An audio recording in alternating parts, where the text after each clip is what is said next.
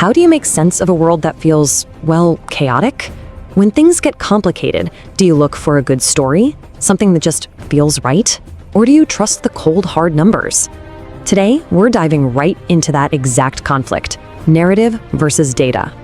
It all starts with this line: "This is a strategic humiliation." What a phrase, right? It's punchy, it's dramatic, and it's how some analysts chose to frame a major geopolitical event. It's the beginning of a powerful story. So, what exactly was this strategic humiliation?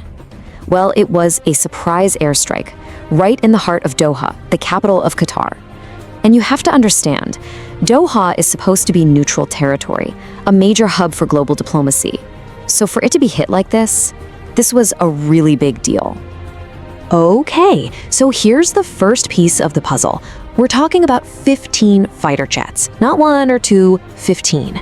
That's a serious show of force, far more than you'd need for just a small mission. And get this, they flew 1,700 kilometers to get there. Now just think about that.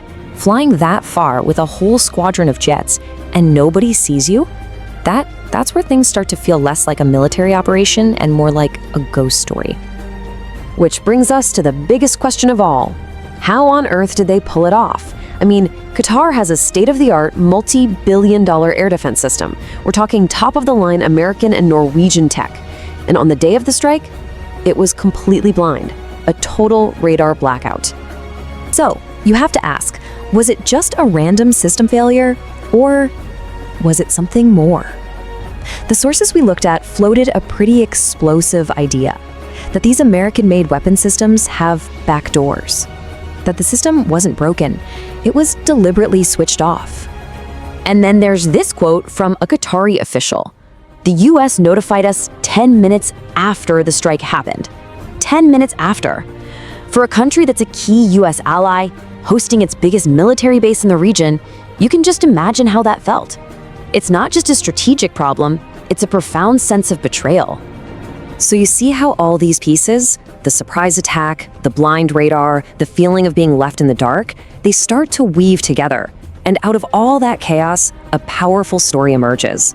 This is what we're calling the narrative lens. It's how we humans make sense of things. And what do we do when we want to understand a complex story? We look for a familiar one. The analysts in our source material reached back 3,000 years to ancient China. They framed the US and Israel as a modern version of the great Qin emperor, using a classic divide and conquer strategy on the fractured Arab nations who were cast as the old warring states. It's a tale as old as time, isn't it? But the story gets even more tragic, because the targets, according to the sources, weren't just anyone.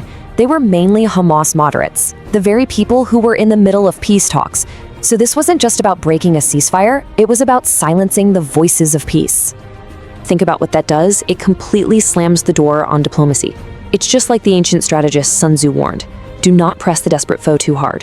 When you take away the option for peace, what's left? You create a vacuum, and you can be sure the hardliners will be the ones to fill it, guaranteeing the conflict will just grind on. And this is where we hit a wall. We have this incredibly compelling, emotionally powerful story, but is it the whole truth? In a world that's just full of these gripping narratives, how do we separate the story from the facts? How do we find what's really going on? Okay, so let's put that narrative to one side for a moment and look at this whole thing through a completely different lens, the data lens. This approach isn't interested in stories of good guys and bad guys.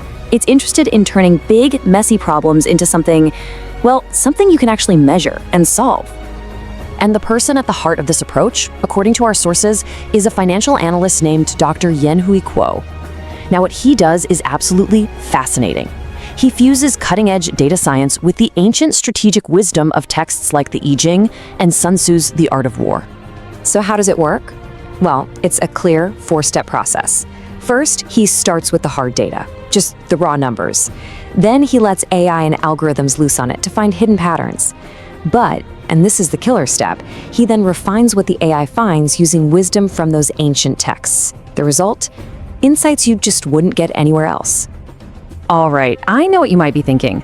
Data science mixed with ancient philosophy? Does that actually work in the real world? Can it really give us a clearer picture than a compelling story?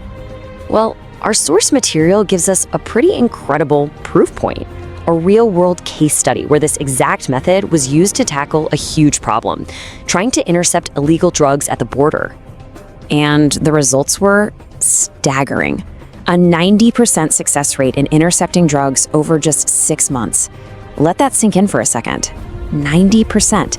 That's not just an improvement, that's changing the entire game, moving from guesswork to near certainty. And this was no fluke.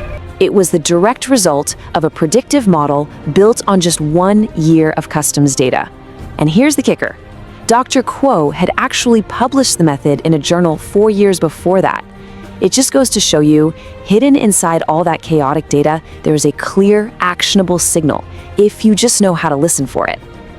Okay, so we've seen this method can work wonders with customs data, but what about geopolitics? How does the data lens see that strike on Qatar? Remember, it's not looking for heroes and villains, it's looking for forces and dynamics. This is where it gets really interesting. It uses frameworks like the Yi-Jing to map out the strategic situation. So China's quiet, patient reaction, that's seen through the lens of the hexagram for keeping still, playing the long game. The hit to US credibility, that's opposition, creating mistrust. And the killing of the moderates, that's called the wounding of the light, an attack on wisdom itself that, ironically, just makes the hardliners even stronger. So here we are, 2 completely different ways of looking at the very same event. The narrative lens gives you a story, something to believe in. It's all about drama and history and asking, whose fault is this? But the data lens, it gives you a problem to solve. It looks for patterns and measurable outcomes, and it asks, what's really going on here? Which brings us back to you. When you're faced with a complex, chaotic situation, what's your natural instinct? Do you look for the powerful story, or do you search for the cold, hard data? But maybe that's a false choice. Maybe the real skill isn't picking one over the other. Perhaps true wisdom lies in knowing when to use which lens, knowing when you need the emotional truth of a story and when you need the objective precision of data. Because in the end, they might just be 2 different parts of a much bigger, much more complicated truth.